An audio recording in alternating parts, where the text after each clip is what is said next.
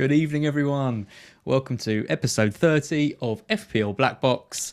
You are joined by myself, Az, and Mr. Mark Southerns. How are you, Mark? I'm good. I'm freshly vaccinated as of last night. And as the hours roll by... I can't hear you, Mark.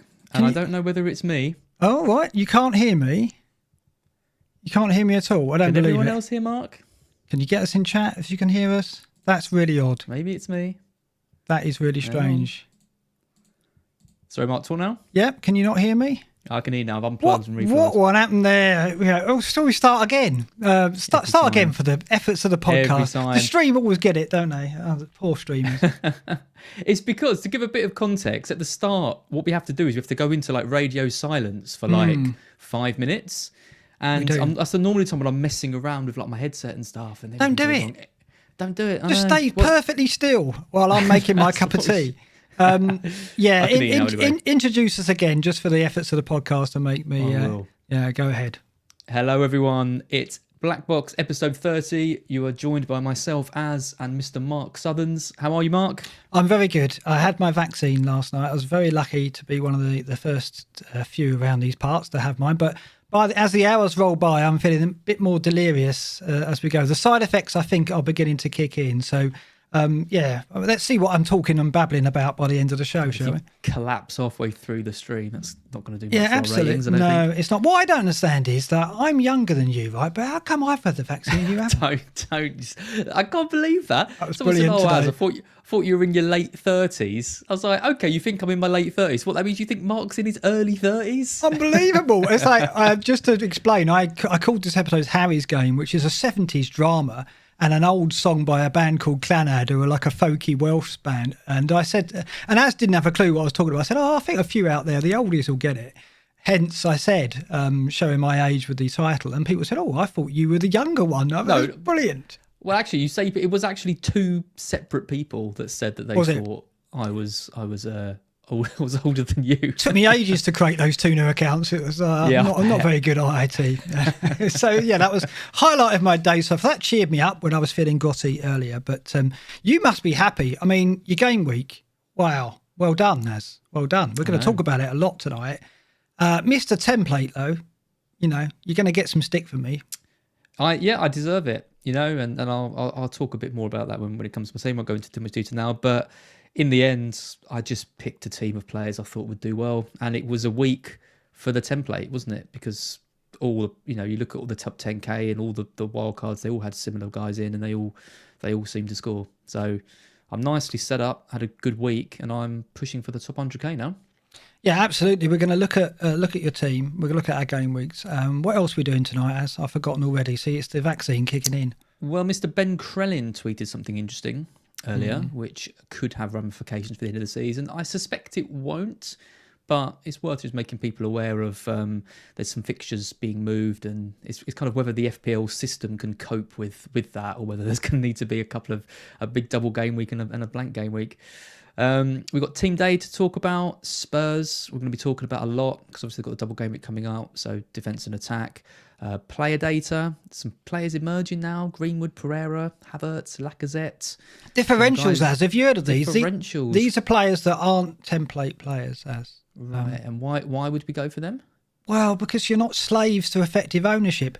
This is the man who single-handedly started the beef about effective ownership, then quietly walked away while the whole internet argued about it, and then he goes and picks a template wildcard. My favourite tweet was someone who just said, I think Az has tricked us into getting crap players so that he can get in a good team. That's what you've done to me. I've taken 2 risks for my captains, which we're going to look at later. Well, that's really helped, hasn't it? That's helped me one bit. I know. I've learned from the best. I feel like I've been subject to mind games. I really do, if I didn't know any better. We're going to look at Spurs. We're going to look at Bruno as well. Is it time to get off Bruno? He is the most owned player in the game still.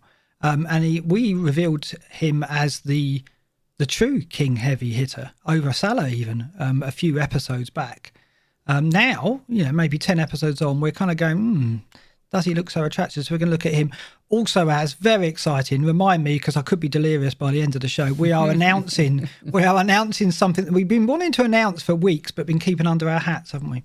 Yeah, or don't build it up too much. Everyone's going to go, oh, is that it? No, it's exciting, I think. It should be a fun little addition to what we do next year. And it should be, as a researcher, I'm interested in this kind of stuff. So I won't say too much. You have to stay to the end if you want to hear about it. But we will be announcing it a bit later on, yeah. Yep, indeed. So shall we kick off by looking at your team, at your wildcard team? 77 points. Very well played indeed, Az.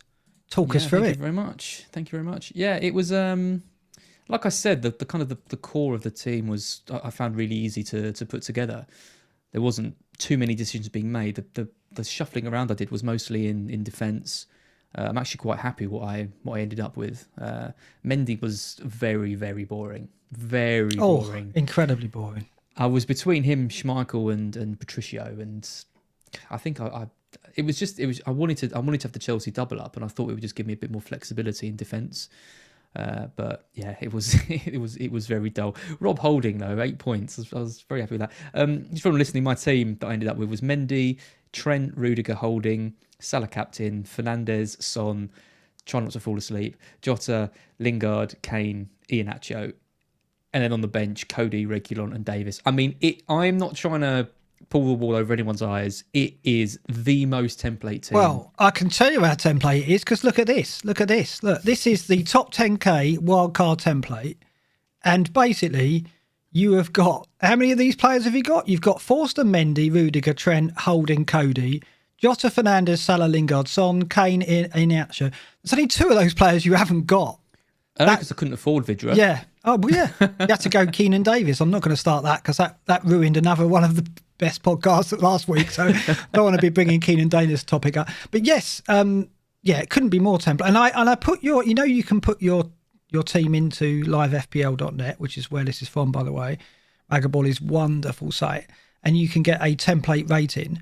I've got 60, which is moderately template. And I thought, I'm going to put Az's in, expecting FPL livefpl.net to come back with, are you sure? Are you sure? Like, we're 101%. Incredible. You are the template. And it came back with 74% and moderately template. How can you be moderately template? But it's moderately template because I think people, and like I've talked to you, people I've always felt people put too much stock in what people are doing. I mean, this is the top 10k most owned players in wildcards. It's not the top 10k most owned players. No, very true. So the likes of Iheanacho, Lingard, Jota, double Chelsea defence, like getting a Wolves defender in, Salah coming back and being an option. Like, a lot of people don't have a lot of these players, and it was obvious. Like when I got 77 points, my rank, I went up 100,000 places with the most template team that everyone was talking about. You know, like ridiculed for how template it was. Not like I went up 1,000 places. I'm still climbing the ranks with these guys. Iheanacho and Lingard are still, if they do well and you've got them in your team, they are still a significant boost to your rank. So having the combination of them, it's all about combinations of players. That's the real kind of differential key. The one thing I will say that I was disappointed with myself, but ultimately was a good result, was I did promise you that I wasn't going to have Son. And the only reason I kept Son was just because I could not pick another option. Do you know what? About pretty soon before the deadline, I had Pepe in my team. He got an assist. Yeah, but I just thought, what am I doing? I know I'm going to want Son. You're playing double game week. You're playing a bit interestingly. That's what you're doing. But you decided not to. But then Son got a goal and it was the right decision.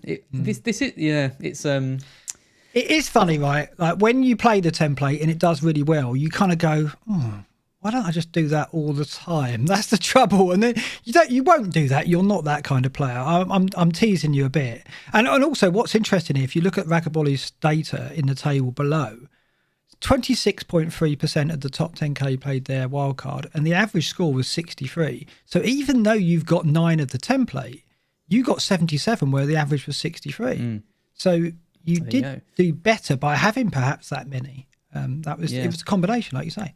Yeah, and it's not like I don't think there's other options that people could go for. Like I think people mentioning the chat, like Maddison, Havertz was an option. Like that, of course, there are players that you can get in and take a bit of risk on. It's just I just felt that the players I had were just such good picks that to go against them wouldn't have been sensible. It would have been kind of trying to be too clever. Yeah. And I think the Fernandes talk we're going to have later is really interesting, because when I'm looking for advantages and I'm looking for ways to kind of, tactically get the differentials, he's the biggest one of the lot, and he isn't justifying his place in the side. So I've got a lot of cash tied up in him, but it's going to be really interesting to talk about him, because he's someone that I could end up losing. Well, I'll engage with you on that.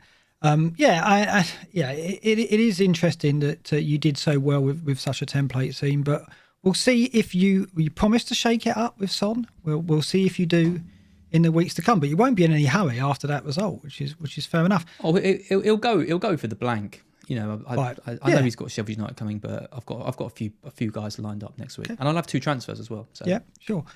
So I got 62, which at one point I was very happy with, because it's a green arrow. I went up like 20% from 6 and a bit to 4.9. So I'm, decent. I'm happy. But then, you're digging. Well, then there was a chain of events which culminated in Calvert-Lewin missing Monday's game. Now, that was automatically a blow, because I had him left to play, and that would have bumped me up a bit more, even with the 2 points. Obviously, he was going to put Brighton to the sword, because they're so weak in the air that he would have got at least a brace, but it didn't happen. And what happened then was I realised that if I'd have kept my original team, I would have had 4 players absent. I would have had Pope absent, Diaz absent, Calvert-Lewin absent, and Alonso absent. And that would have meant that even though Dallas was third on my bench in that team, he would have come on. And, I did okay this game week. I mean, like, I had Iheanacho and Holding, who were 2 players I brought in on the wild card, who combined to get me 21 points. But when you look at the players I had in my previous team, which was Son and, of course, Dallas, they combined to get more than that. And also, the one transfer I did make before I played the wildcard the night before was Cresswell out to Trent. So I didn't even get Trent in the wildcard, really. I can't even convince myself he was a wildcard pick. So overall, my old team, had I not played the wildcard, got 73. And then, of course, I would have the wildcard in my pocket. I'd have had Son in my team, so I'd had an extra... I know, it's pretty bad, isn't it? It's pretty bad. I didn't think you'd do it. Not based on... I said to you at the end of last episode, I didn't think you'd pull the trigger. I genuinely was surprised when I saw that you'd done it. Not saying it was a bad decision, because I think Sterling was a bad decision, and I told you that last week. Yeah. But I don't blame you for doing the wildcard itself. But Sterling... The thing is, I looked at that City game and thought someone in that game will do well. They didn't really. I mean, Torres probably the best, and he was someone that Luke looked at. Then he changed it to Sterling as well, didn't he? Sterling had the chance to score. He had a very good chance laid on in the first half. Sounds like Sterling. Which Fernandinho laid on to him on the penalty spot, more or less, and he just screwed it wide. And it was a finish of someone with no confidence, showed a lack of composure. It showed traits that we've seen from Sterling before, traits that I'd hoped wouldn't come to bear in that match. I knew, of course, people will say, well, of course he's not on form. What did you expect? And I know, but I just hoped that he would hit the target once and that Salah wouldn't return, and that would just give me the edge. And I wanted someone in that game because I thought it would be a decent game with a lot of goals. When Leeds had the player sent off, when Leeds had Cooper sent off, I know, that kind of changed the complexion completely, and that Leeds suddenly became a rearguard action team, which we've not seen them do all season. And they did it bloody well, didn't they? Let's face it. Well, and the thing is, City didn't have their best players on the pitch and couldn't break them down, which was something that I think we maybe underplayed a little bit last week, was just how much that kind of rotation not just has on our own fantasy options, but just on the team in general, and the amount of goals they're probably going to score and the amount of goals they're probably going to concede. I just think overall, City are just City at their strongest, are the best team in the league by far. The kind of rotation, protect all the players, City, I don't know if they're in the same bracket.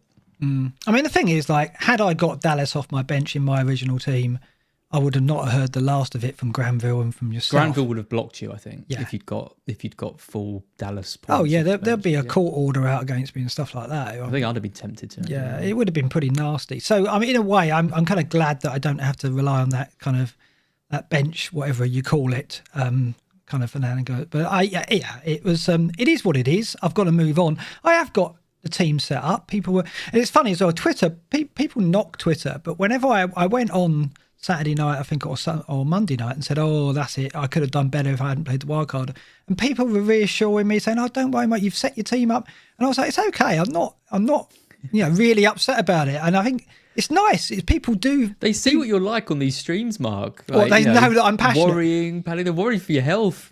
Yeah, but it's nice. It's good that the community does care that much about me and other managers. I hope that when they see people going, apparently wringing their hands at a decision they made, there's a lot of people who come in and reassure you, which is really nice. And I think we don't credit the community enough for that kind of thing. I think this year has been particularly better for that than I've seen in previous years. More people talking about bad game weeks, more people sort of laughing about poor decisions they've made, less kind of, there's still always that, the people who only celebrate their successes and stuff. But I think, there has been a particularly in the last few months, I've noticed a bit more of a kind of camaraderie around this kind of stuff, which is good to see. Yeah. Yeah, no, absolutely. So my team, my wildcard team is Mendy, Holding, Trent, Rudiger, Sterling, who was my captain for 4 points, Lingard, who we won't go on about again, but what a genius, Jota, God, so Fernandes, Rafinha, so Kane, Iheanacho, and then my bench ended up being Alonso, who didn't play, Calvert-Lewin, who didn't play, and someone called Stuart Dallas, who he's meant to be quite good. He got 17 points and he's the top ranking defender. Yes, and Sanchez. I can't believe you kept him. On my bench. Well, I can't believe you kept him just to add that insult. It was a good move to keep him because I want him for the run-in because I've got the last 4 or 5 look pretty decent. So he wasn't a player I was comfortable getting rid of. And that's what made it. I mean, I guess my wildcard was only 8 players changed, one of which was Trent. So it's really only 7 players out of the 15 changed. So it was kind of like, not a mini wildcard, but kind of one up from that. So, I didn't change too much. And that I think was because I was fearful of Alonso hurting me, of Calvert-Lewin hurting me, and as it turned out, both of those players didn't play. So them's the breaks, aren't they? Yeah.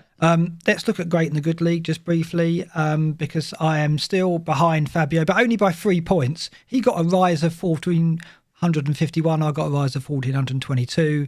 So we're kind of neck and neck. I'm just got to get the 3 points back on him. Something interesting. Someone on the chat pointed out. How's this, right? Your rank. You stick a 1 at the front and a 1 at the end, and it's my rank. Oh, yeah. What are the odds on that? What a weird phenomenon. Yeah, interesting.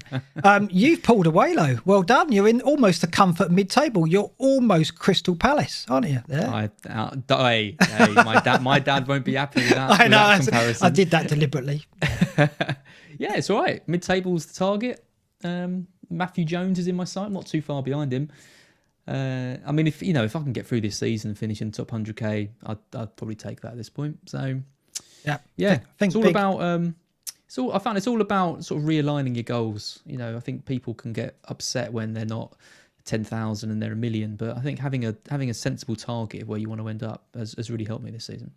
Yeah, I don't know what to do about my goals at the moment because I've had, as you see here now in the bottom table, my captain points over the season have gone down. Well, below yours. I'm on 440, you're on 450. So in recent weeks, I mean, let's look at it. Last 2 weeks, I've gone Rafinha for 6 points, Sterling for 2. And you've gone with the popular captains, Kane for 13, Salah for 7. So what we're showing in the table here, just for podcast listeners, is all my captains from this season, all of Az's, and then the top choices from the top 10k. And as you've basically matched up with the top 10k's most popular choices, typical for Mr. Template. I see what you're doing. But yeah, I mean, I've kind of pushed it the last 2, and that was by design. It wasn't you getting into my head, at least I don't think it was.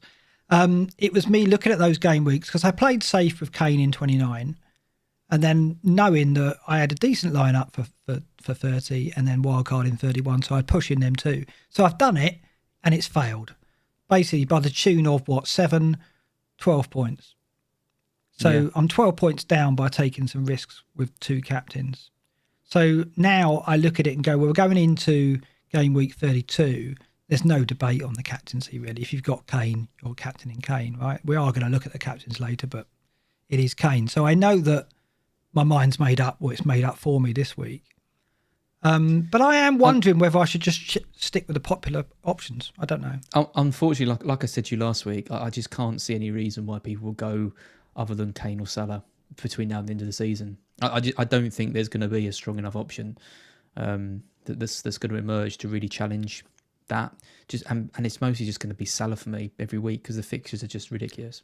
Such a shame. I've extended the captain matrix now to look at all the game weeks up to the end. And this is kind of linked to the Bruno discussion as well, which we'll get onto later. But yeah, I mean, what your point is that game week 32 is Kane, 33 Salah at home to Newcastle.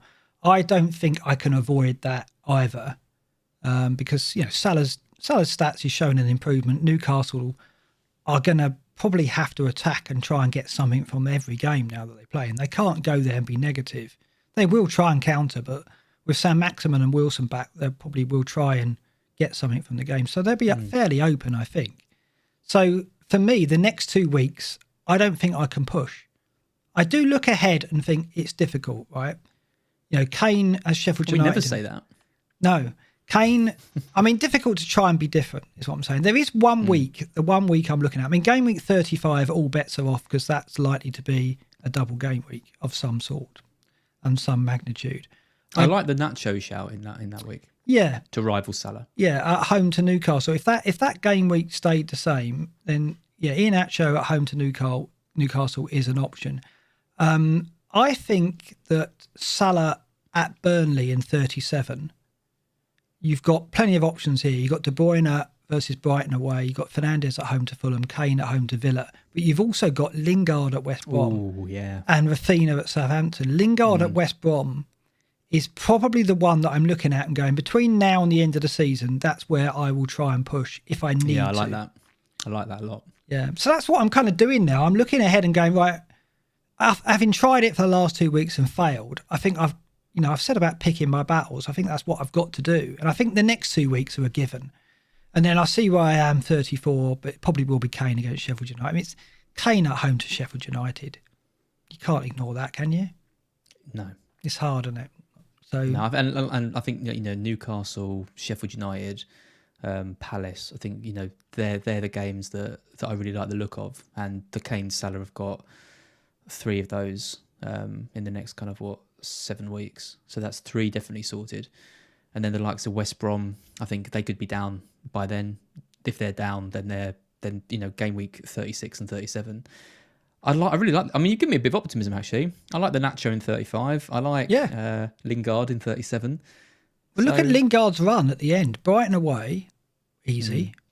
West Brom away, and Southampton at home. Now, West Brom away isn't an easy fixture really at the moment, but West Brom are attacking. They've got to win games, so that'll be open. And Jesse will love that, won't he? And then he's got Southampton at home, and Rafinha's got West Brom at home on the final day. So there are real differentials there if you want to push at the end. So anyone who's thinking, where can I make up ground? My advice is kind of go with the kind of popular picks for the next few game weeks, because there are opportunities to come in the final game weeks. And of course, there's double game weeks to come. We don't know about them yet, but you're right about Ben Crellin's post. And here it is. It's referring to an article by The Athletic. That was what you were referring to? Or have I missed something else? That it? This is it. Yeah. This is it. So I preempted that. Did you know I had done this, or did you just... Yeah, it's in the notes you sent me. Oh, okay, fine. Revealing our secrets. You actually read the notes? Oh, I know. Fantastic. Yeah, well prepared. So basically The Athletic are indicating that there is going to be a swap of the fixtures in 37 and 36. And basically... what we need to wait and see now, as Ben says, is whether the FPL deadline schedule will swap with it or whether it will stay still. If it stays still, it's going to have huge implications, because then there'll be a massive double in 37 and a massive blank in 36. But if you got your free hit, you're laughing. It's very unlikely, though, isn't it? Do you not think? Well, I mean, the only thing is that they did struggle, didn't they, with it during lockdown, moving the deadlines. But do they struggle with this kind of thing where it's kind of would just need to be moved a couple of days onwards? My sense is that it won't be a huge issue and this won't need to happen. But the Premier League have kind of proved a little bit that this technical side of things can cause problems when there's big changes So it's a possibility. It's worth mentioning, but I don't think it's going to happen. I mean, you're in charge anyway, Mark, aren't you? Yeah, I know.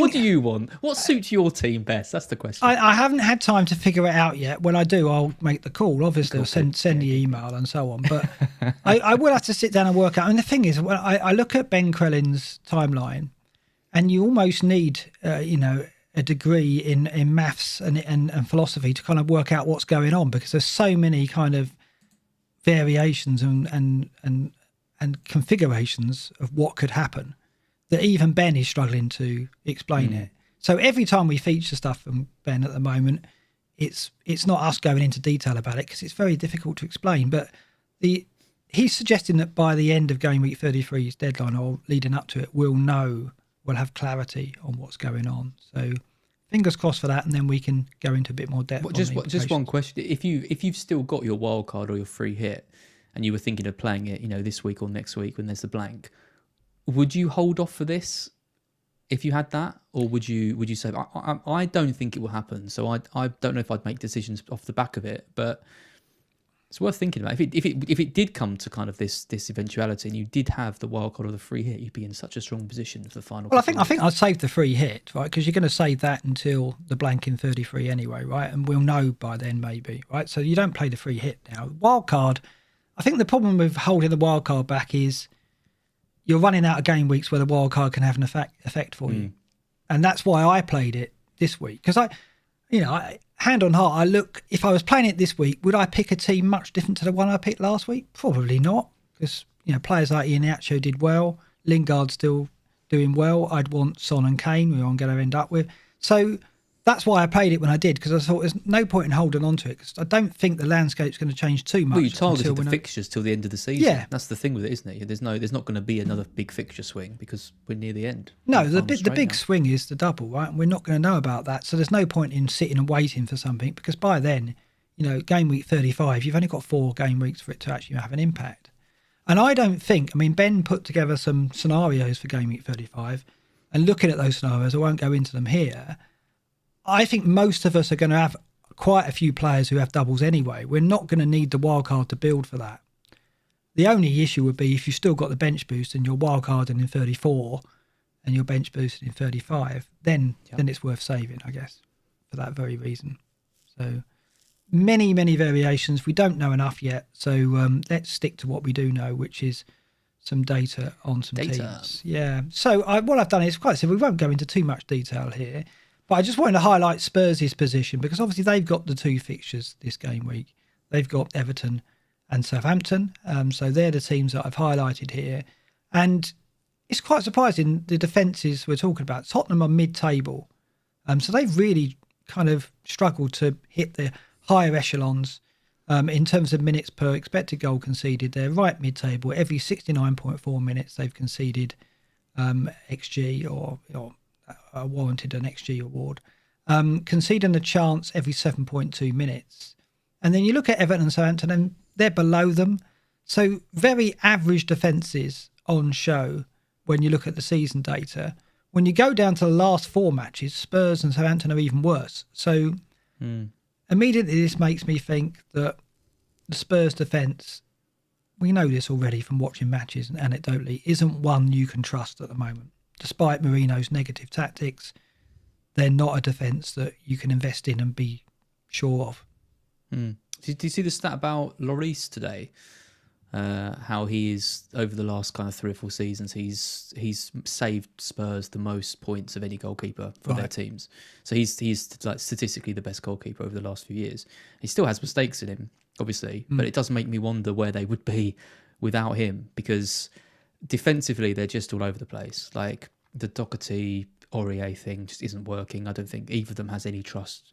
I don't think Mourinho trusts any of them anymore. I think he put a lot of trust in Dyer, who I think's let him down considerably.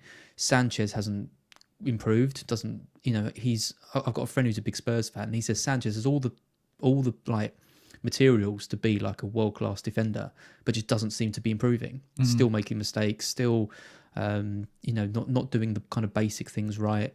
You look at the left, Reguilon was a great signing for them, but has no real competition with Davies, who doesn't offer anywhere near what he does, and Reguilon's been in and out of the team. And like they're just a bit of a mess, and it's so unlike a Mourinho team to be that way. And I just can't see them sorting it out. I don't know who they would get in the summer to sort that. They need 2 new centre backs and a new right back. They're not going to get all of that. Yeah, well, we're going to look at the Spurs data on its own at their players in a sec. But the other thing to point out from this defensive data is it's very clear that Crystal Palace and Sheffield United are the teams to target for goals at the moment. They're being cut adrift in terms of the based on the last 4 matches. And West Brom are still bottom over the season, but they're closing very quickly on Palace and Sheffield United above them in terms of minutes per XG conceded. So those two defences... That is bad, isn't it? The Spurs being down there over the last 4, alongside Southampton, Palace and Sheffield United, that tells a real story. And it was really striking after that Man U game. Did you see the interview with Son? Very emotional, wasn't it? Cry for the whole... the team... Mourinho, he can't. I don't think he can. I don't see how he can stay on. Everyone just looks broken in the side, and Son particularly. Associates Son with such joy and happiness, and always plays with a smile on his face and stuff. And he just looked so miserable. And I can't see it suddenly turning around between now and the end of the season. And I think Mourinho is going to be putting a lot of stock in that final. Because if they don't get that, they've had a really bad This season. is where it gets really tricky when it comes to Spurs, because they've got the blank in 33. So not only does that make you cautious about investing in 3 Spurs players, but the other thing is they play the EFL Cup final 3 days after the Southampton game. And like you say, Mourinho will want to win the trophy.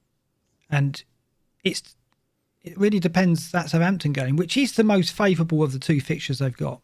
Because you look at the Southampton defence, it's right down there. So that game suggests goals for Spurs and Southampton. They've both got strikers in Ings and Kane who can convert chances. You expect there to be a few goals there. But who's going to play? You think Son and Kane are safe, right? They're going to play both games. We might see Son off after 70 minutes. Kane might miss the last 5, but that's about it, I expect. But elsewhere, it's really tricky, isn't it? Because there is every chance there'll be rotation elsewhere because of the City EFL Cup date 3 days later. You've got Reguilon, who at the moment has no competition because Davies is injured. That's why I got him.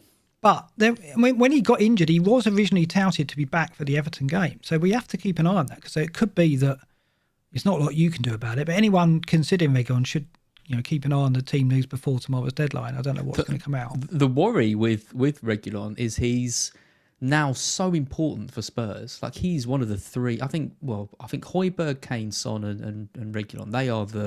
They're the talent. They're the real talent in that side. And because Davies just doesn't offer anything close to what Reguilon does, it does make me think maybe Reguilon's almost a bit more at risk. Because if he gets injured in one of these 2 games, they're playing too many. What the hell are they going to do? It wouldn't surprise me if they just stuck someone at left back, a kind of real makeshift left back. Yeah, exactly. I don't know who it would be, but let's look at the Alderweireld maybe. If he might have played there. Okay. He's got options. Let's look at the attacking data just before we look at the Spurs players in particular. Mid-table again over the season for minutes per expected goal. So again, nothing to write home about, despite having Son and Kane potentially certainly 2 of the strongest FPL assets this season in attacking terms. And Everton, Southampton, again, around them. So this double game week involves 3 kind of middling teams that have been very hard to predict. And Spurs are probably the easiest of the 3 to predict. Southampton and Everton. I've owned players from Everton, and I can tell you now it's been very frustrating. God, did you watch the game, the Brighton game? It was one of the worst games I've ever seen. Yeah, they've been involved. They've been involved in a lot of bad games, Everton, this season. Everton's team selection as well. It was 6 or 7 defenders. Yeah, it's just God. I saw that other side. I thought, God, you're going all out defensive against Brighton in a must-win game for the top 4. It was a strange formation as well, because the BBC bizarrely broke the team sheet before it went live. And I thought it was an 8 o'clock kickoff, so I went to the BBC site to look at the teams, saw that the teams were on there, and I saw Calvert-Lewin wasn't playing. And then I checked, I was like, well, hold on a minute, that shouldn't be on the BBC site. And I tweeted it. Strange. But the formation the BBC had was like an arrow. They had so many defenders on the pitch. BBC didn't know what to do with it, really. No. We'll stick 5 centre-backs and a couple of wing-backs on or something. It was very odd. But yeah, well, to be fair, I think that translated on the pitch. Yeah. They didn't even really know what they were doing on in the game. It was...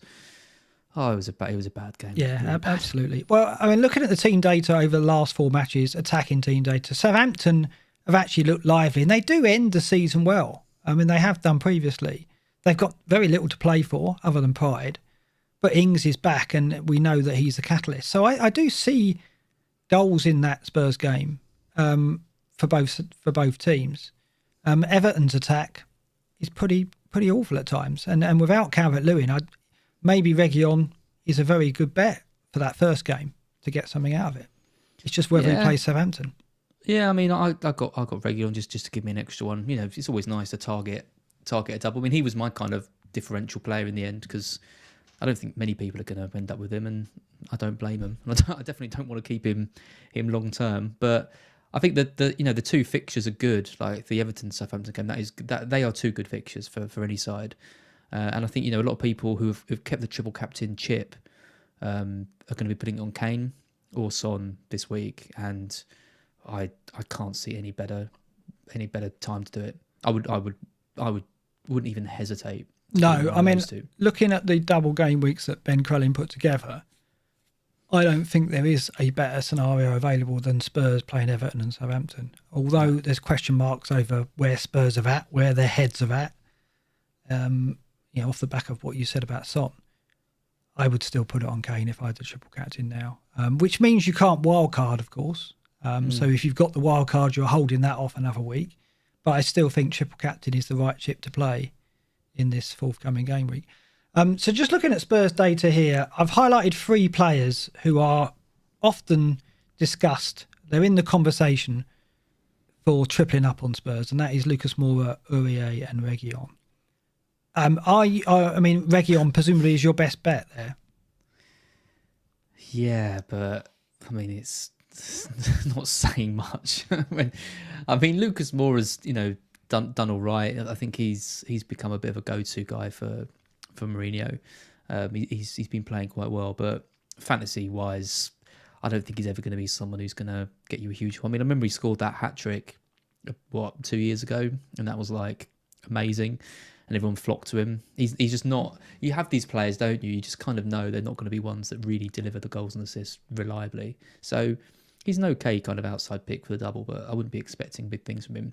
I mean, Aurier, what's going on with Doherty? Doherty out? Is he injured? Is he out of both games? I don't think he's injured, is he? I think Aurier is more likely to play, though. I think Aurier... I mean, it comes down to that Southampton game, and, Tanganga could come in at right back. Can he even switch to the left, Tanganga? He could do, maybe. I mean, Sissoko's another option at left back, of course, right? So he could even play Sissoko there.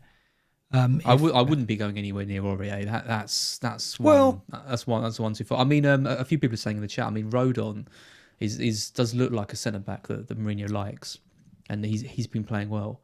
So he's probably safer than Aurier. Obviously, doesn't have the attacking ability that Aurier has, but I'd probably go for him over Aurier. Would you really? You think he'll get both games? I just don't know if Rodon's going to play in the FL Cup final. Would he not go for experience in that? But... Well, experience hasn't exactly been serving him well, is it, this season? I think Rodon has been one of the few kind of shining lights for them. I'd be very surprised if he didn't start the final. Okay. Well, yeah, and if that's the case, he's not going to play Southampton, is he? That's the problem we've got. It's like it's so hard to predict Mourinho's defence because I don't think he knows who his best defence is. So because of that, it makes going in for a third player being a defender very, very difficult. And what do you think about Moura? I mean, looking at his data here, it's not fantastic. I mean, minutes per shot, 82.7. Minutes per touch in the box, 34.5. I mean, they're not really figures that give you any deal of confidence in his attacking potential, are they? No, that's exactly what I mean. He just hasn't done it. He's one of those players who's around for ages and plays quite a few games, but never becomes a viable option. And normally it's good to avoid those kind of players unless you really see something that thinks he's going to spark into life. I'd rather have Maddison this week, around the same price, playing West Brom. No, was it Palace at home this week? Is it West Brom or Palace they're playing? Can't even remember. It is West Brom, isn't it? Yeah, West Brom at home. Yeah. I'd rather have Maddison than Moura. Yeah, even with even though he's been a naughty boy. He has been a naughty boy, but he's not injured. That's the main thing. He's been a bit naughty. He's got a lot to prove with his head. So I had a look at that was the season data. I had a look at the last 6 game weeks because I thought, well, Lucas Moura has been in favour. Perhaps there's more from the most recent data to suggest that he could be a great option, but not really. I mean, look, minutes per shot 100.8. Even Aurier beats that. Minutes per chance created 72 compared to 57 from Aurier. So he's not producing numbers of an attacking midfielder. He plays well. He's very busy. He's very active, and he is a player who can close players down and press, which is why Mourinho selects him. Yeah, but he doesn't carry the threat that you want from a midfielder, even of his price. And with so many options in midfield as we discussed last week, it's not very attractive, is it? Nah. I don't like it personally. I think you could get Maddison, and even though he's got an extra game and one less game, you haven't got to use another transfer getting him out, because I think you can stick with him and save the transfer. I mean, what's really interesting on this as well is like Bale. It's just he goes from nothing to suddenly being like an amazing pick, and then just straight back down to being a poor choice again. He's not going to start in the final. So you've got to think he's probably going to see some minutes, or at least a decent share of minutes over these 2 fixtures. So he could be someone that, if you've kept until this point, I definitely wouldn't be selling him. Not sure I'd be advocating buying him, but he could be someone that comes back into the fold a little bit because of that rotation with the final coming up. Yeah, and of course Lloris I think is the one to get if you can, and that's what's frustrating for me, because had I not played my wildcard, the move I would have made would be Pope to Lloris, and I think if Lloris comes in, that'd be another dagger through my heart for playing the wildcard last week, but we'll see. Best goalkeeper in the league. Yeah, you said that as well, and that I think he is a good option for the third player, because obviously you can bench him in 33 without any concern because you've got an active keeper, hopefully. And you can even carry him on forward if your other active keeper is strong. So I think Lloris is hands down the best option. I don't think there's a third player out there that I would jump on, because you're going to need you need to have a strong bench to carry 3 Spurs players into 33 because of the blank, and that's the problem. 2 is probably going to be enough, and 2 is certainly going to be enough if you don't have a bench in 33 to come in. It's really sad when you look at Ali, isn't it? I mean, last 6 game weeks, no goals and no assists. But then you look at the season data that you had on the last one, no goals, no assists all season for Dele Alli. Like, I mean, we knew his form was kind of declining quite heavily, but for him to be so ostracised from the Spurs team, nowhere near like the Euro squad, it's a pretty massive fall for him, isn't it? I wonder. Something's going on, isn't it? I can't see it. He'll probably be joining Pochettino next season. Yeah, I mean, something's got to be going on for Bale to slip in and out of favour, for Son to be showing the emotion that he did in that interview.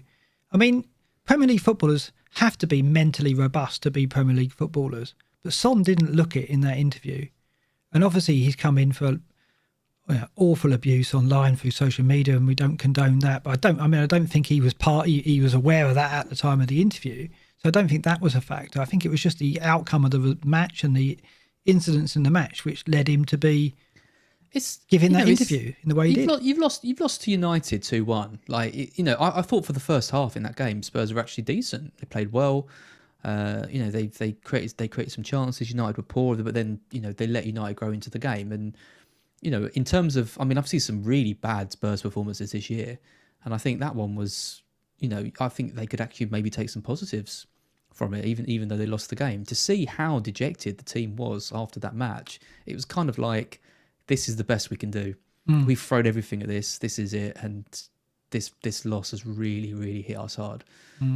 So it's going to be really interesting to see if they can shake that off. But I mean, going into a cup final with the morale that they've got and the form they've got and these stats, I don't fancy them.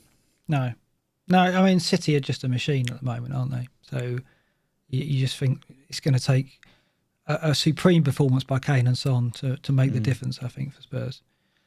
Let's look quickly at some player data before we go to Bruno. So this is what we look at all the time: minutes per expected goal involvement non-penalty over the season, just highlighted a few differentials here. We mentioned Lacazette last week, and I didn't think he was going to play at Sheffield United because it was kind of Aubameyang's time. But then Aubameyang, it turns out, has contracted malaria, which we didn't know, going into Sheffield United. We just know that it was an illness, but it's, obviously pretty serious condition. He's in hospital with that at the moment.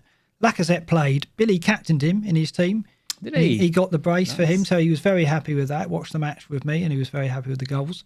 And I, again, that was the sixth in his league, Mark. I know, and that's now your objective, isn't it? To win the As is Better Than Dad League. That if I win that, I'm going to be like a cult hero in your house. It'd be great. It's just not good. I mean, pocket money's been cut and measures have been taken.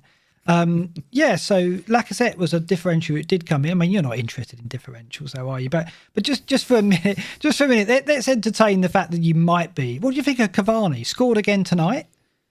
I mean, I've got Calvert-Lewin injured, and I probably won't take a hit to replace him. Although we'll talk about that later. But Cavani would be the obvious choice if I did, I think. Yeah, I like him, and I thought he was fantastic against Spurs. The goal, the combination with Greenwood. As well was really effective, and it just makes you wonder. I mean, I know United are doing okay this season, but you look at a performance like that from Cavani versus pretty much every performance I've seen this year from Martial, and you think, how has Cavani not? He's a proper forward, he's a proper striker. He's exactly the kind of striker that United really needed. So yeah, I think he's an exciting pick. I mean, you've got Greenwood coming in who could play centrally, who's probably his biggest competition now, but I like him. Yeah, and it's funny, he's like Tom Brady in the NFL. He's like having a veteran quarterback. He's a veteran striker who's teaching Greenwood as the match is going on, and his movement is just subtle. It's just just quick explosive movements which defenders can't pick up, and it's Glenn Murray-esque.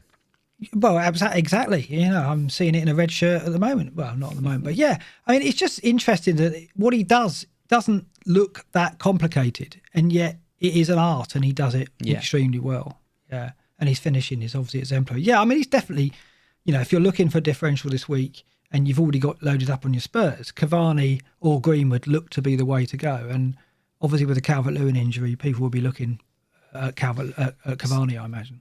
It's just tricky with those striker spots, isn't it? Because I mean, you've got Iheanacho and Kane who are kind of, I think you're. I don't even think you're brave if you're going without those two. I think you're wrong. I think you've got to have them. Yeah, you've got to have them. They're just so strong.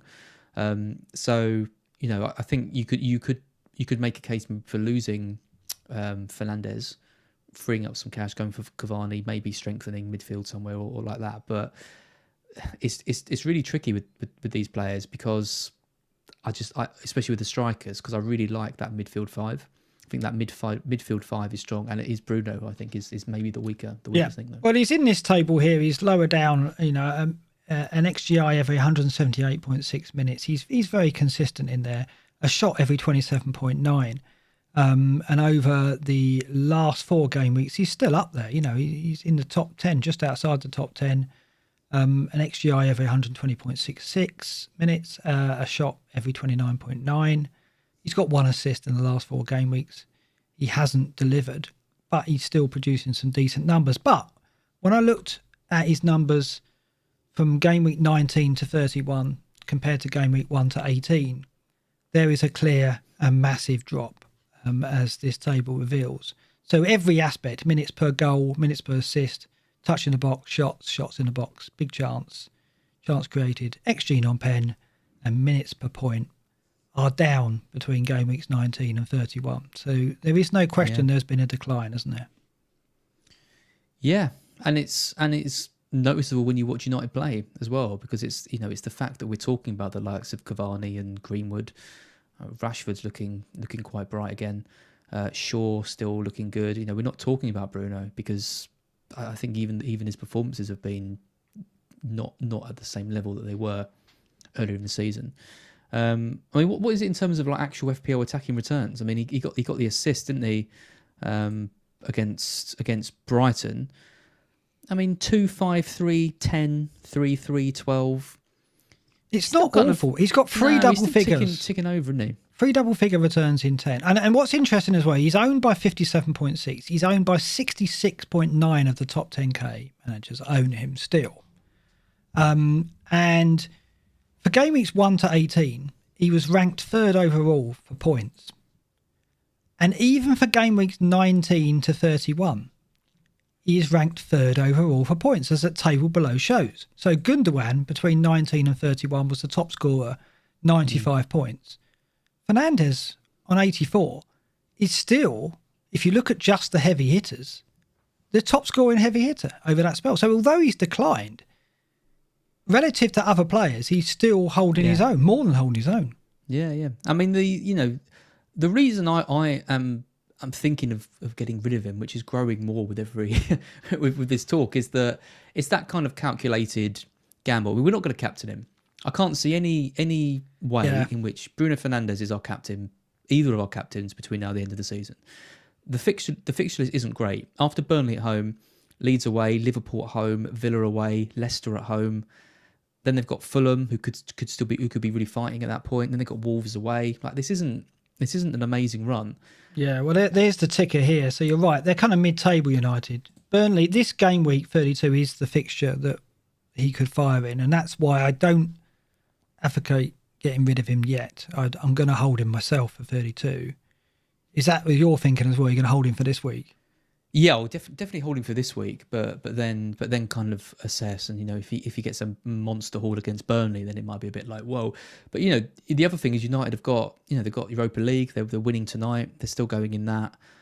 They've all but sort of confirmed top 4. I don't think they're going to struggle to meet that, especially with some of the sides around them faltering a bit. So the question is, who do you move to? I think you can't. It's not like you get like a kind of a like for like big hitter swap, which is what's annoying. De Bruyne, for example, would be a great move to make if City weren't in 4 competitions and you pick out a hat who's going to start each game.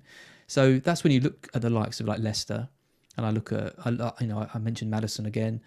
Arsenal, if Aubameyang didn't have malaria, maybe he could be sort of a bit of a left field player, but he's not. There just isn't a huge amount of talent to go to. So again, this is one of those ones where, like, similar to my wildcard, I'm looking at it.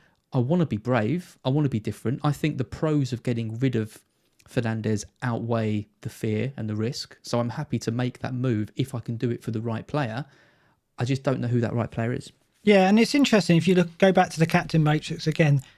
He's in there as one of the primary candidates, but he's not highlighted as the top option in any game week between now and 38. Because I mean, against Burnley, he would be if Kane didn't have a double game week. But the only other week I look at, I mean, he's at home to Fulham in 37, but you got Salah at Burnley, and as I said, you got Lingard and Rafinha with good fixtures. You got Kane at home to Villa. De Bruyne at Brighton if you want to gamble on a City player. So you've got plenty of options there. 38, Fernandes plays Wolves away. But again, Salah at home to Palace, aren't you? Or you're Lingard at home to Southampton. You're not going Bruno at Wolves, I don't think. So you're right. I don't think there's a captaincy there for him between now and 38. And when you're putting that kind of money on a player, you want at least 1 or 2 captains, don't you, from them? Oh, yeah, for sure. Yeah, and I mentioned the midfield where it's difficult to know who to go to, but you have got Lacazette, who is, I still feel a bit funny about investing in Arsenal, but you look at Lacazette's scoring record. I mean, he's got another 2 goals tonight. He's on penalties.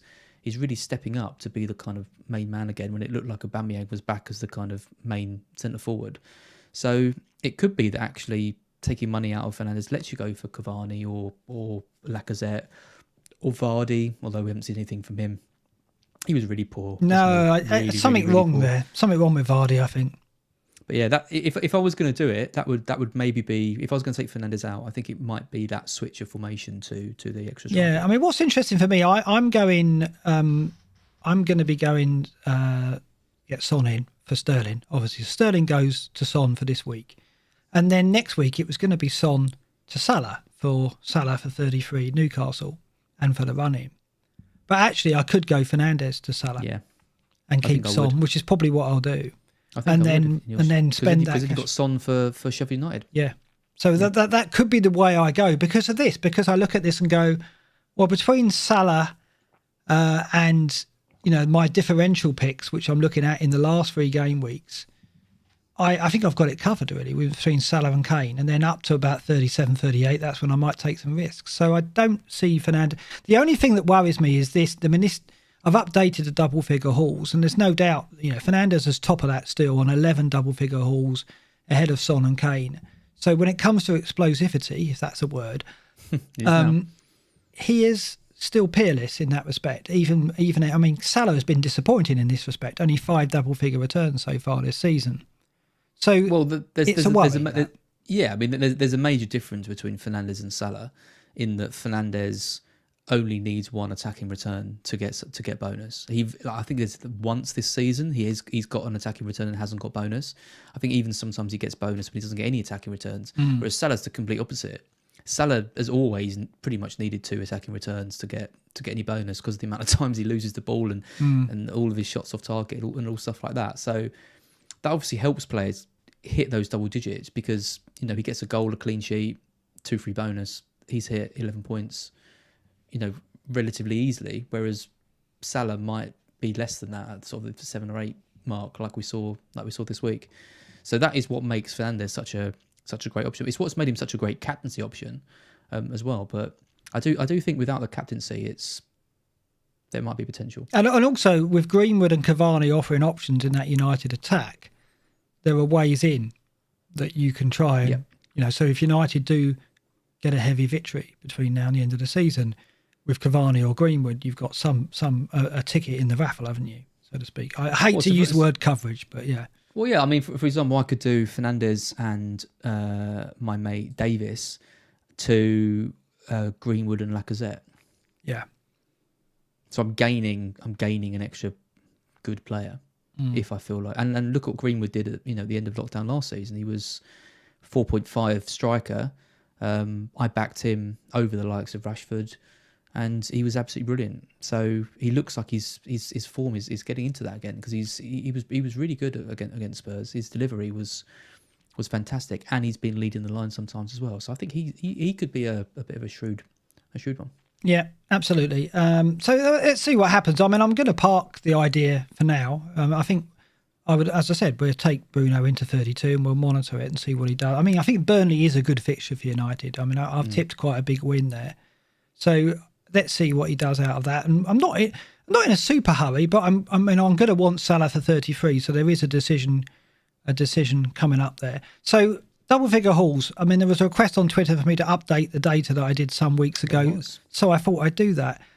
So this is, just to explain, this is what I've done is I look at the teams that have conceded double figures to a opposing player and count the number of players that they've conceded double figures to in their home matches and their away matches. So just to explain how this works, when you see Man City 2 at home, 5 away, that is when you play Man City at home, they've conceded two double figure returns. So it's difficult to explain. You'll get it in a moment. But basically, the gist of this is West Brom, Sheffield United, Southampton and Palace have conceded the most double figure returns so far this season. City the least, which is what you'd expect. And then highlighted in yellow are the fixtures, the specific fixtures which have been best for double figure returns.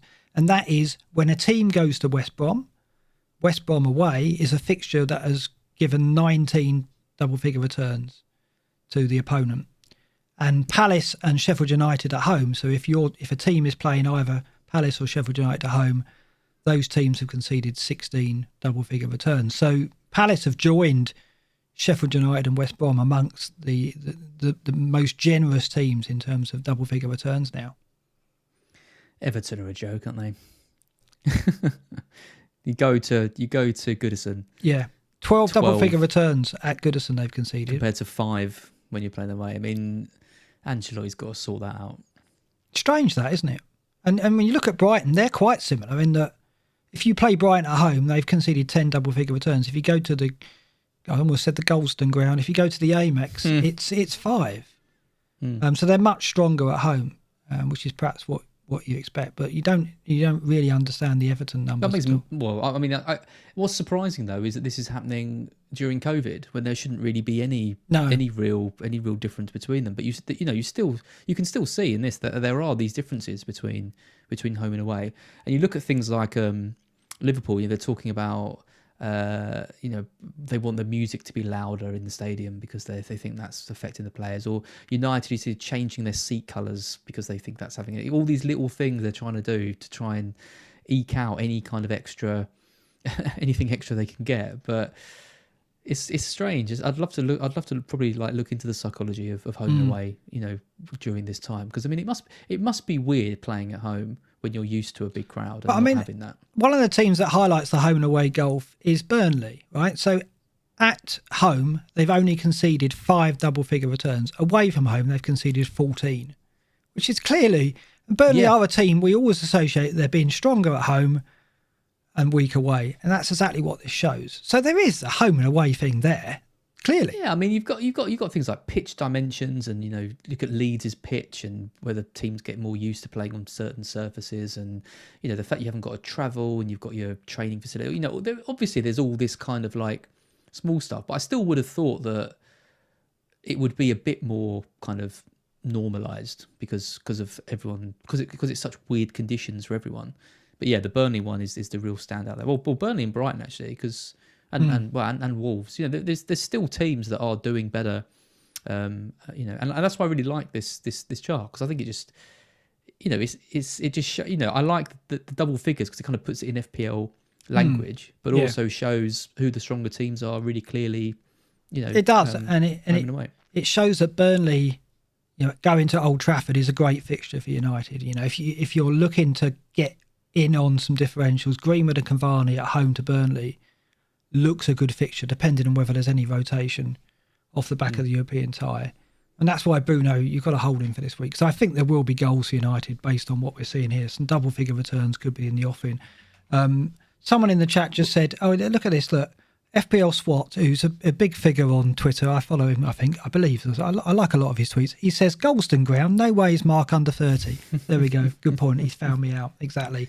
With Dean as well. With Dean. I've been to both. I've seen a game at the Goldstone and the with Dean, and obviously the Amex as well. The Goldstone, I can't remember who it was. I think you played Blackburn. It was God knows what year it was, a long time ago. Yeah, I am old enough to remember.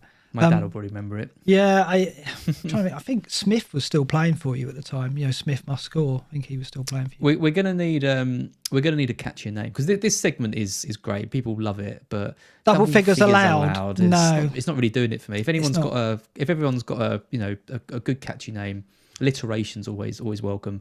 Let us know. Yeah. This is the ticker based off the double figures allowed. So I've updated that. So what you're seeing here is the teams ranked by the number of double figure allowed they've got for their opponents between now and the end of the season. So Wolves have got, in other words, the easiest run, or the most chance to get double figure returns in terms of the opponents. And their run between 32 and 35 is incredible. They play a team conceded 16, 14, 19 and 10 double figure returns, and Leicester are playing teams that conceded 10, 16, 12 and 11. So those two are the teams to target. We've talked about this before, but it's just how you target them. And Wolves, without Neto, and there's talk that he could be out for the rest of the season, it's all down to Leicester, isn't it, really? Iheanacho just looks the key player, though, doesn't he? In that West Ham game, he showed up brilliantly, didn't he? Yeah, and last week I was saying, I had, as I said, I've got a Leicester friend. He was saying... Leicester friend. Yeah, Leicester friend. Yeah. Do you know what? I deliberately tried not to make it sound in between a Z, and then it just came out even more in between a Z. But my friend, he doesn't rate Iheanacho.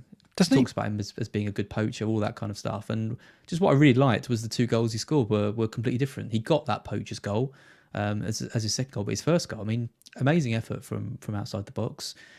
And like we talked about, Vardy, he looks like he's been asked to play in a role which gets the most out of Iheanacho, and he just doesn't look the same threat. It's got to be an injury. There's got to be an injury of Vardy.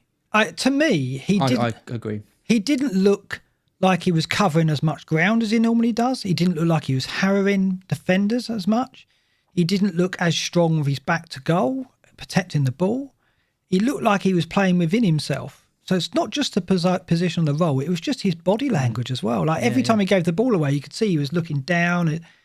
I mean, even when they weren't losing the game, even when they were coming back into it, when Leicester are on it and when it was 3-1, normally Vardy is the one dragging them by the neck and trying to get back into the game, and it wasn't him at all. He was like within himself.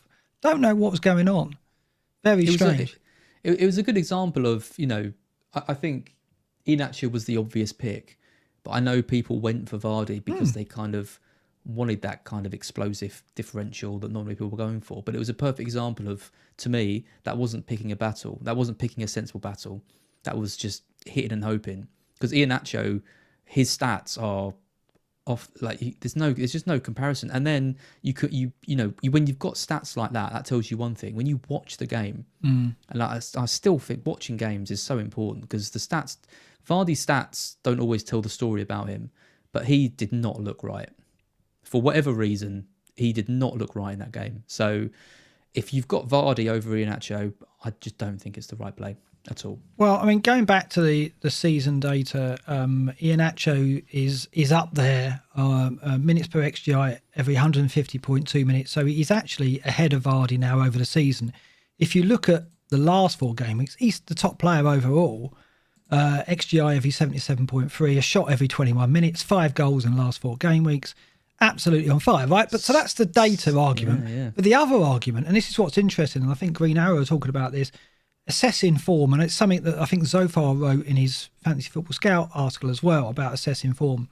And it's the role that body language plays and the role that when confidence is so high, it shows in the way they hold themselves on the pitch and the way they get involved. I've not seen Iheanacho lead the line the way he's done in that game against West Ham. He was showing for the ball, coming deep, wanting the ball, laying it off and linking play a lot. He was running the channels. He was kind of compensating for Vardy having an off day. And the first goal, exactly what you said.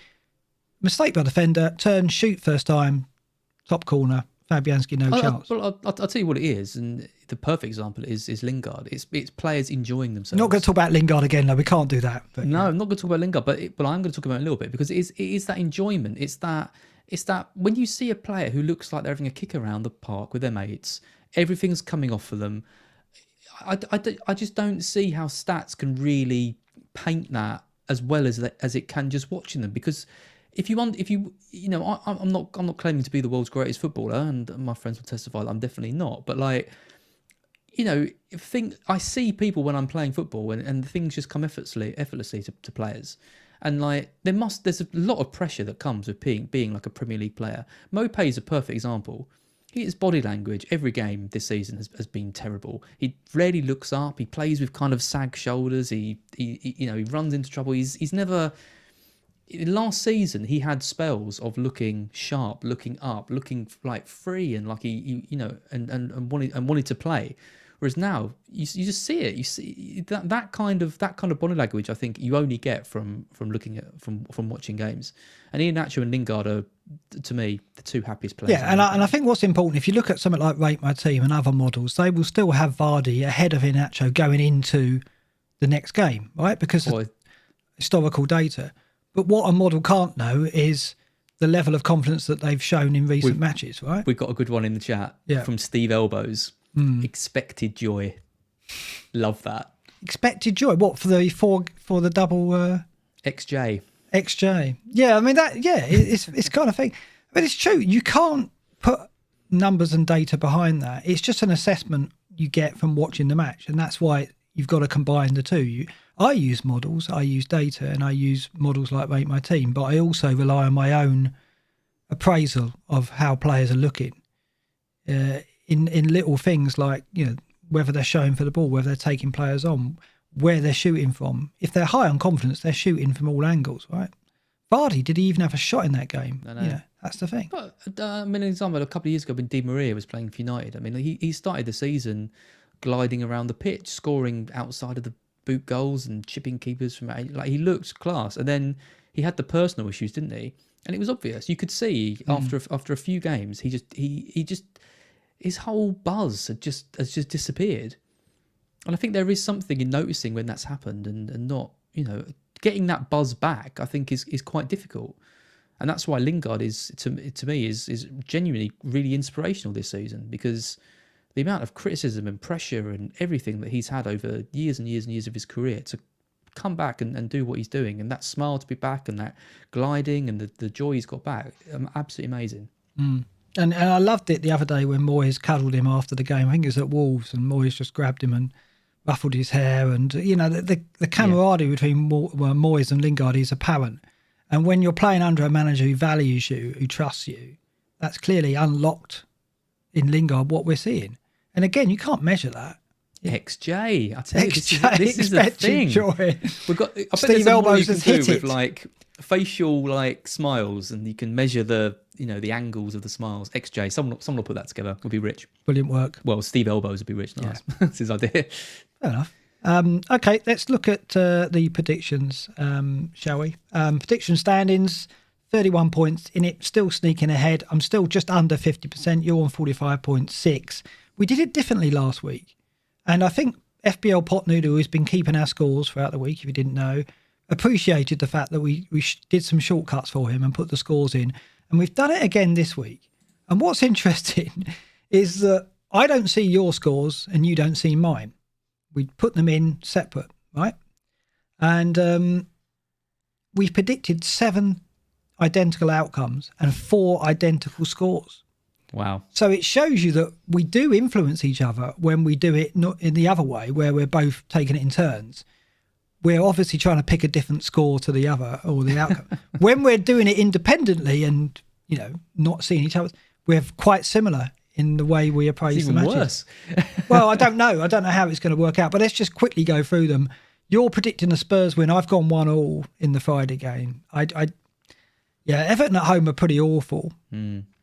But I mean, the cup game was ridiculous. What was it, a 4-3, was it? Might even be 5-4, but I just don't see that repeating. So I've been cautious there. Yeah, I think this is the game that Spurs will go for more. Obviously, if they've got any hopes of top 4, then they need to get this win. It's coming a bit earlier in the week compared to the Southampton game. I mean, Everton were just so bad. I can't. I put them to have a goal, but that's more to do with Spurs' defence than Everton scoring. I don't think it's going to be a great game. I think Spurs will nick it. Okay. And Newcastle, West Ham, we've both gone away win. I've gone by a 3-1 margin. You've gone for 2-1. My thinking is that Newcastle will be going for it. I see them being 2-1 down, trying to attack and then getting caught on the break. And I think there's got to be a return in here for Jesse, something or other, an assist or something, because I do think there's goals in it for West Ham. I think with Wilson and Sam Maximin was on another planet when he came on at Burnley, wasn't he? I mean, he's going to need to get a big bonus when the season ends, because if they stay up, it's pretty much all down to him. Well, and he'll be gone, surely. I mean, it's funny, he was a player that I think I had in my starting initial lineup.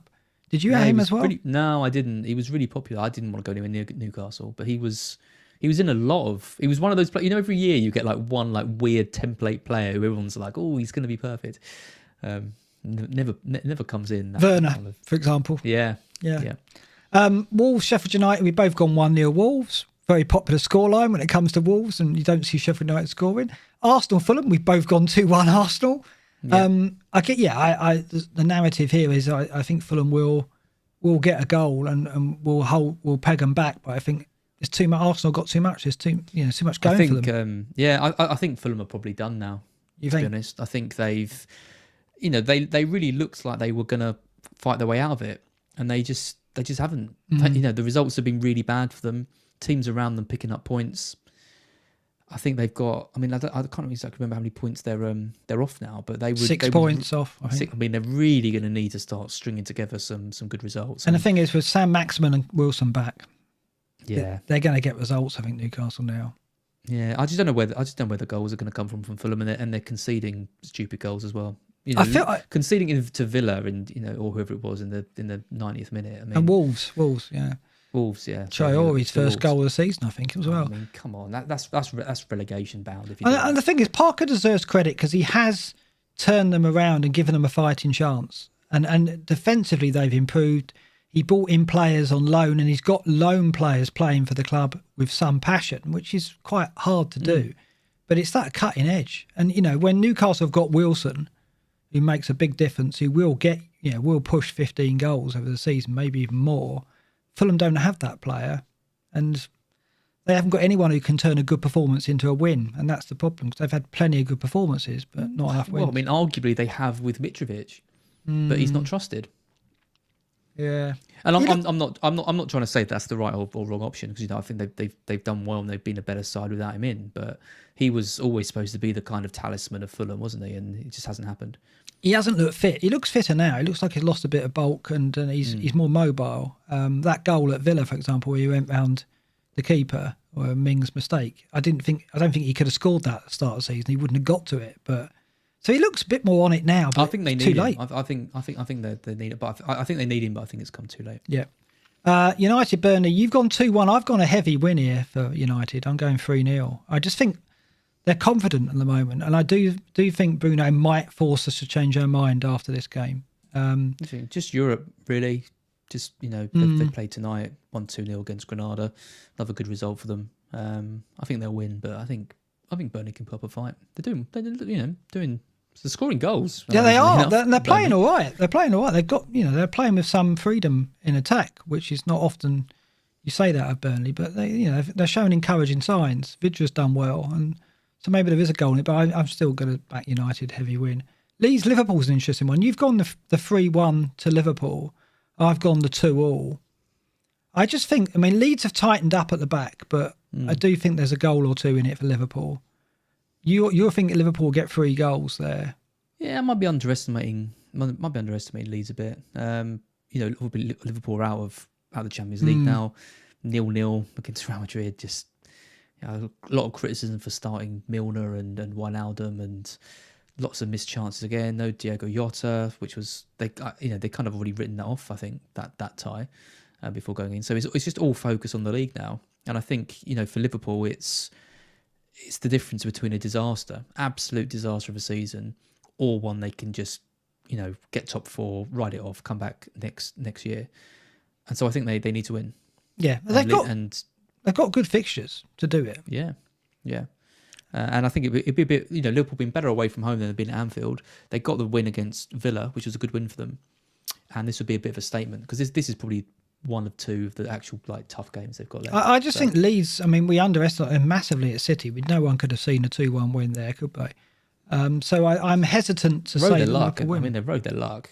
You look at shots and you look at XG and all that stuff, and I still think you could play that game 100 times and City would come out winners. It was, they did. They did well, good defensive performance. Don't get me wrong, but City should have won that.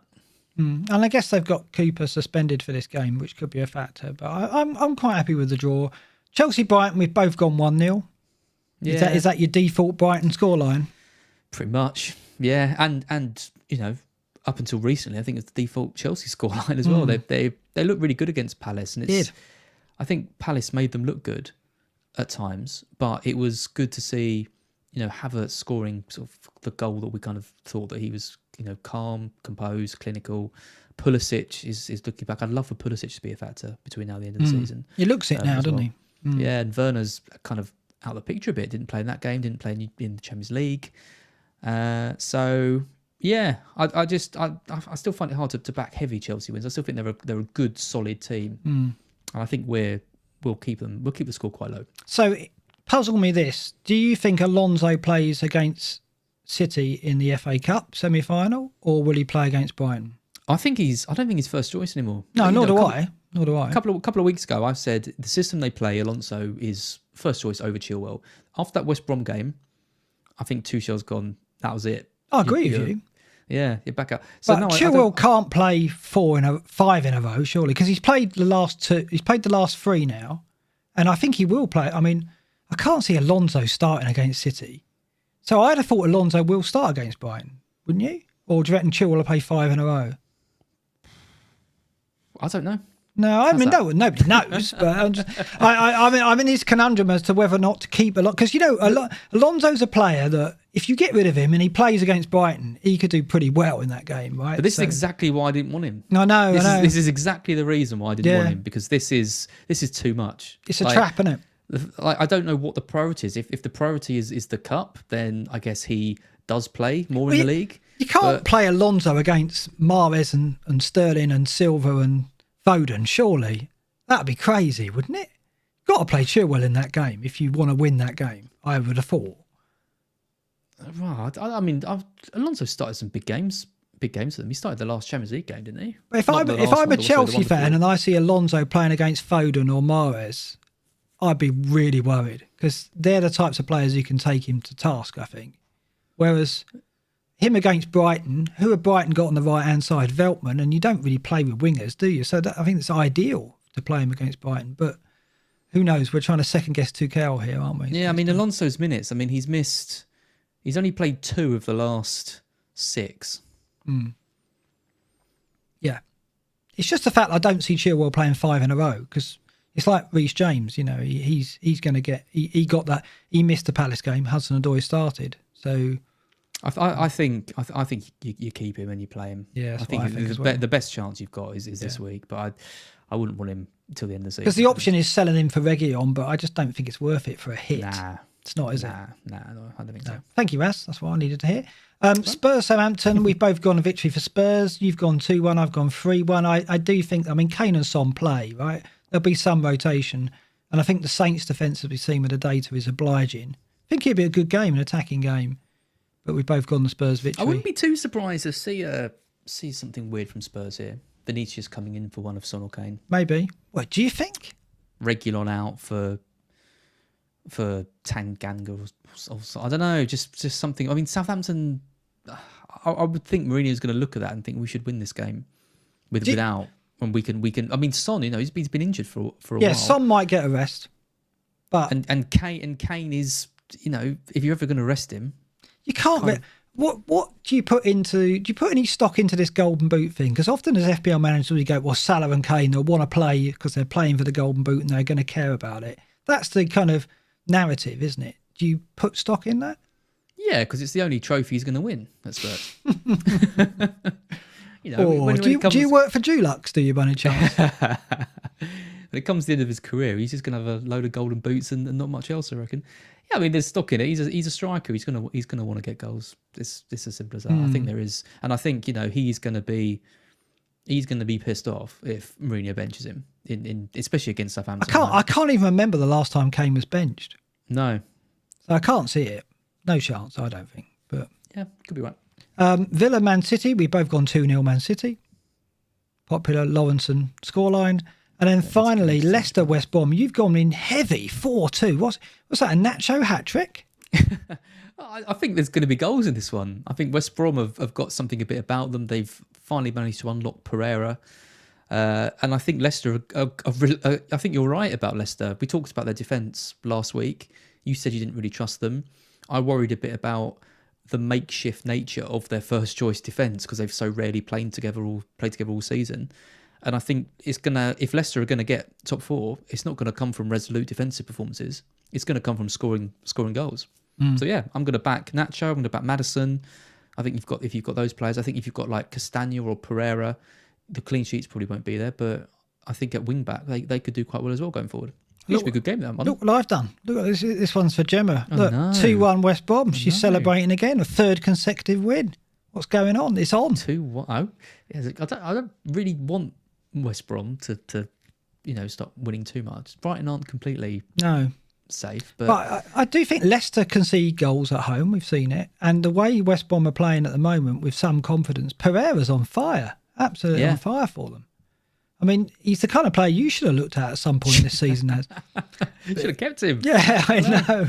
Yeah. It's crazy. In fact, you know, when we look back at that Bruno tally, going back to that, where was it now? It was crazy. Pereira is the 2nd highest scorer since game week 19 behind Gundogan, 86 points.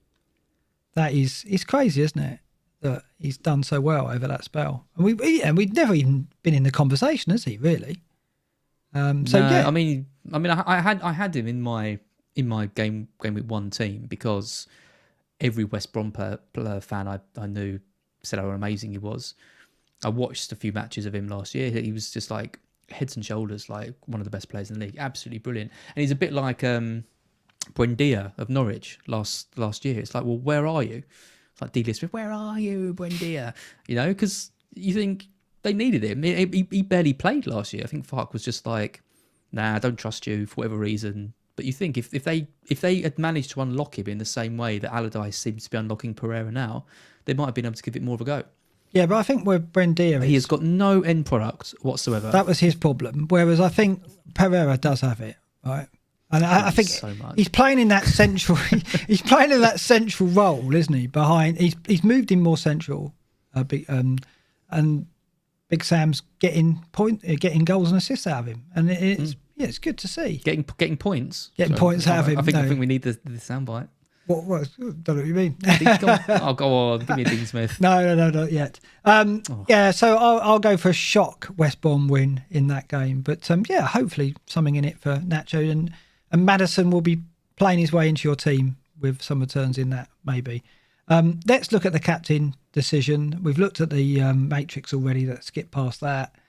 It's really difficult to look beyond Kane. You're surely not going to.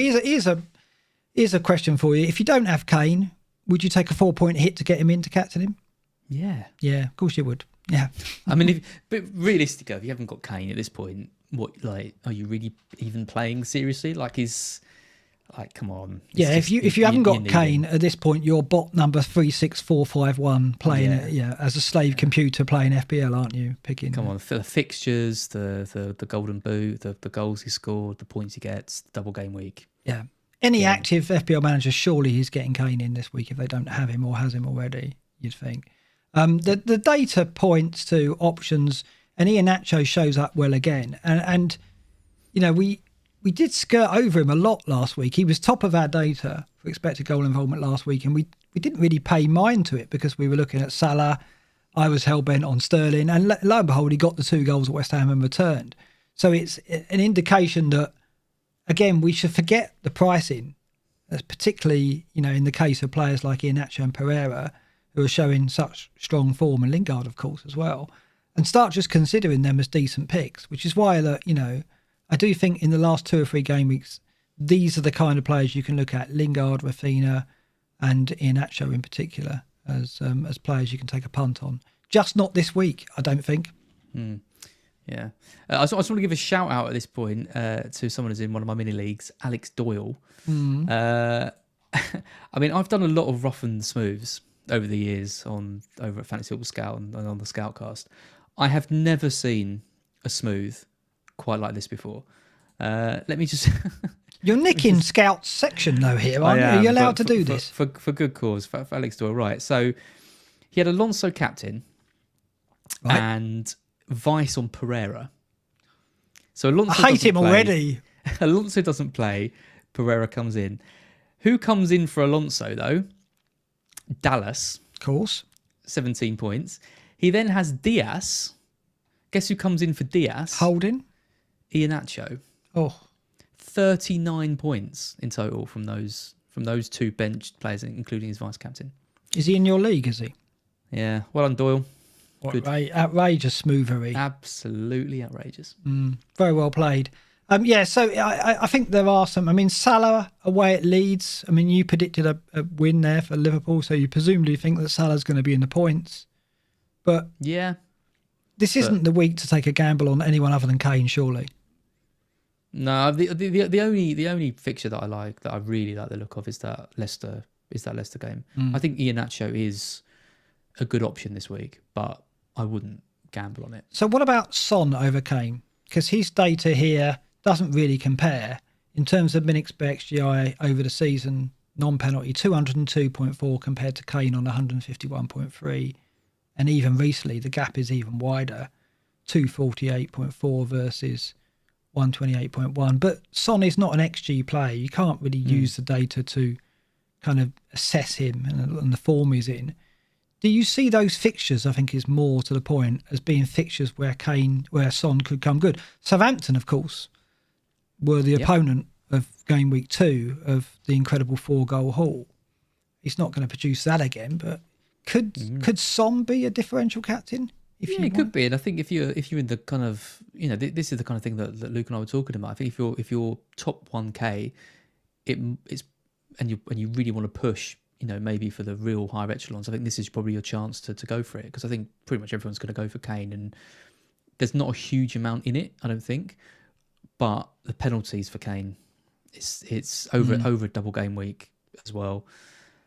I just think there's a high chance that he's going to get something, and a high chance he's going to get a penalty in one of those 2 games at least. And when there's not that much in it between 2 players, I'd favour the one with the insurance. Yeah, as Luke likes to say. Yeah, and I think as we've revealed tonight, there are game weeks to come where you can try your arm a bit more, and I don't think this is one of the weeks. Just looking at the defences at play, you're right about the Leicester players, because West Brom over the season, their defence, an XG every 51.7 minutes, they're the weakest on show from the candidates' opponents. Leeds are next, Newcastle after that. So, yes, Salah, Lingard, Iheanacho are all players who could very well come out of the game week with returns. And I also think United at home to Burnley will do well, as I've said. But you still can't build a case to look beyond the double game week players in Son and Kane, because of they're assured starters in my book as well. So I think it'll be fun, aren't we? I think it's end of discussion with the captaincy. But it's very not very often that we have that kind of situation. But it's a relief to me, because I've cocked up the captaincy for the last 2 weeks. So to actually have my mind made up for me is kind of welcoming. Let's just look at our teams. So this is what you've given me so far. Simply. So Mendy, Trent, Reguilon, Cody, Salah, Fernandes, Son, Jota, Lingard, Kane, captain, Iheanacho. That's as safe as houses, isn't it? That looks pretty good, doesn't it? I mean, there's no way that's getting a red arrow, and you can put that on your soundboard. La-di-da. Yeah. I don't think you can get that much stronger than that this week, and it's very, very, very rare that I look at my team and think, and I get to save a transfer. So even Cody looks good, doesn't he? Home to Sheffield United. I mean the bench was difficult. I mean, Rudiger and Holding, I just thought, let's not go for the double up. Holding's had Europe, and I think you got to favour. You got to play Trent because of the attacking returns, and Wolves at home to the worst team in the league. It's pretty safe. So it's really boring. I'm sorry, everyone. Reguilon is my punt. I'm not expecting huge amounts from him, but I think I should have a pretty solid week. You're going to do well, aren't you? I mean, what's your transfer? Have you made one? No, I'm not making one. Roll in the transfer as well. Roll in the transfer. The luxuries that you've got. Yeah, well, it looks good. I mean, I'm in trouble by comparison, because I've got only 100 points in it between us now. I'm starting to mild panic is setting in. Maybe that's just the vaccine. Maybe that's a side effect. But Mendy, Alonso, Rudiger. If Brighton score, I'm in trouble, right? If Alonso doesn't play, I've got Holding off the bench at home to Fulham. That's all right. But Calvert-Lewin's out, so that's not longer a yellow flag. That's a red one. So I'm already calling on Holding. So I'm going to need Rafinha against Liverpool, and then it might come down to, if Alonso doesn't play, Dallas coming off the bench. I mean, what can I expect from Dallas off my bench? I'm really barrel scraping there, aren't I? So, So I don't know. My transfer's got to be Sterling to Son, surely, right? That's that. Yep. Do I spend 4 to get Calvert-Lewin to Cavani? Not sure I do. I would. Would you? I'm toying with it. It is tempting because it is a good fixture. I'm backing United heavy win. But I don't know. It's just Rob Holding isn't exactly the most sexy option coming off your bench, is it, for Calvert? I mean, Calvert-Lewin isn't going to play. So you are going to be getting... I mean, maybe go for Dallas. Just play Dallas. I don't know. Goal scoring wise, he's not a defender. You're not playing a Leeds defender.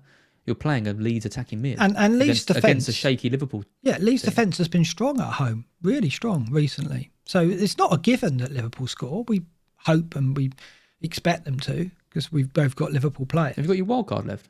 Shh, you swine. What about Lacazette? I can't afford Lacazette. I can't afford Cavani anyway, because if I go Calvert-Lewin to Cavani, I don't have the money to go Son to Salah, and I've got to save the money for that. Right. So I can't do it. I would just play Dallas, I think. Blimey. Right. Yeah, you're probably right. We'll see. I'll announce on Twitter tomorrow the team sheets, the fancy team sheets, as we like to say. BlackBox League, Nathan Joblin had a bad week, dropped down to 57 in the world. He got a 40-point game week. Bit of a catastrophe there, but I'm sure Nathan can pull it round. Torjay Hegner second. He's on 2150, 10 points behind Nathan Joblin. Zoltan Vago 2145, and then it's Vegard Knutsen at 2142. I love these Scandinavian names. There's someone called Connor Richardson. He never watches the show. I'm not going to mention him. What's happening, Connor? He's slipping. I know he's the folk hero of the BlackBox League, but he's slipping down. Oh, he's going to take that. He's going to enjoy that you saying that. He'll probably get a soundboard of you saying that. Just play it at night. Right. So our announcement. Do you want to take this? Go on, you take this. Go on. God, you're really building this up, aren't you? Well, it's just a nice little thing. It's quite exciting. I think it's quite exciting. But yeah. Well, we you've come into the kind of the Twitter sphere this season, and it's been quite interesting seeing how you've watched loads of stuff. You've absorbed more content, I would say, than you've ever have done before, and you've expressed how much you've listened to and watched and been kind of overwhelmed by it all. And what's really interesting is that there's obviously people out there who aren't exposed to any of it whatsoever, and they don't listen to any podcasts, and they watch football. In fact, they're not even exposed to FPL. They just watch football. Can you imagine what that's like? I don't remember what it's like. Can you actually remember football before FPL? Yeah, I didn't enjoy it that much. I think FPL was a big way in for me getting into football. But what happened? My football journey was my dad was really into it. I was never that much into it. I used to kind of watch it a little bit. But when I was off to uni, I thought, if I want to make friends, football's a great thing to bring people together. You've got Leicester friends, the game. Leicester friends, pub friends, uni friends. I've got so many friends. So I kind of made the decision that I wanted to start watching it more when I was kind of 17, and FPL was my kind of entry into that because I like the competitive nature of it. I like being able to pick my team and all that kind of stuff. Getting a bit sidetracked. Here. You are, yeah. It's a nice story. Yeah, thank you. But what's really interesting is seeing what would happen to someone who has maybe has a lot of knowledge about football or watch a lot of football, and see what happened to them when they sort of come into this weird world that we've got, and almost kind of documenting what that looks like. So the exciting announcement we've got is that next year we'll be doing something called the FPL Apprentice, and it's going to involve the BlackBox Apprentice. BlackBox Apprentice. The BlackBox Apprentice. Sorry.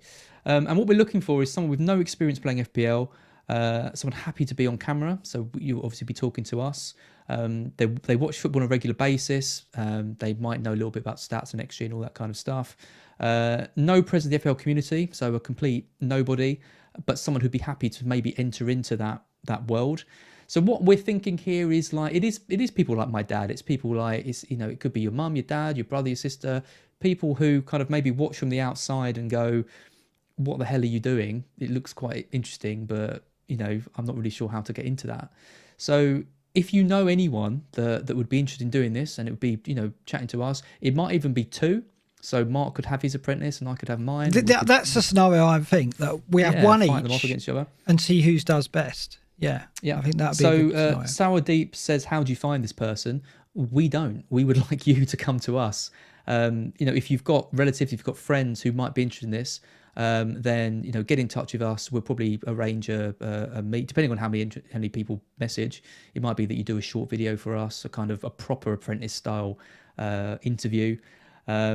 And it'd just be someone kind of happy to come along for the ride. There's no money in this. Like, we're not paying people for this. We're not getting any money for this. It's purely if Alan Sugar's got nothing to do with it. Yeah, Alan Sugar is not involved. But I just think it's something that we think would be fun, and it'd be something that we touch on BlackBox. We'd probably have its own little segment for it. So if you listen to this now and you go, "Okay, that's not for me. I'm completely not interested in that." It's not going to take over what we do, but it's something that I think we just add something a bit fresh, and it's not been done, I don't think, before. Yeah, and the other thing was we were talking about how to do kind of guides to FPL in the summer for people who haven't played it before, and we think this is a good way of doing it. If we can find one or two apprentices and we can do videos with them, taking them through the aspects of FPL, and then we've got that series out there for people who want to pick up the ins and outs of playing. But I think what we want to do is expose these people to elements of the FPL community as we go. So we'll introduce data and XG and stuff like that maybe after 5 to 10 weeks. Maybe then we'll get them on FPL Twitter and see how that affects them. So we'll introduce different kind of amounts of noise as we go, and see what impact that has. And where, for all we know, they could end up beating us. They could do very well. So it's going to be an interesting one. Some brilliant comments in the chat. People seem really excited by this, which is great. Colin Richardson, our mate, never heard of him. He says we should start with 38 apprentices for fire one each game week. Yeah, I don't think we'll get that many applicants, but that's a great idea. Great idea. If it takes off, you never know. Next year, the year after, loads of people are saying Dean Smith would be perfect. I live in the real world, not the fantasy world. Yeah, so he won't apply. Very good. That'd be really nice. There was one more as well that I thought was amusing, but I've lost it now. But yeah, that's it really. If you do know anyone, then obviously the email address is apprentice@fplblackbox.com. Oh, that was the age restriction. Well, I'd say over 16.